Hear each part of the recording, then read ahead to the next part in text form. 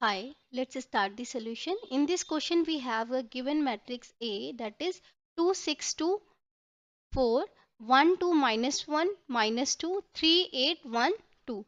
This matrix can be written in a form of augmented matrix. So part A says that reduce this augmented matrix in a echelon form.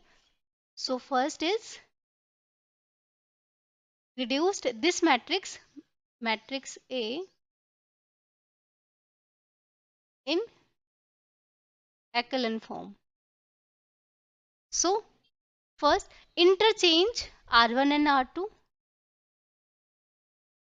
We get this one is 1, 2, minus 1, 2, 6, 2, and row 3 is 3, 8, 1. Such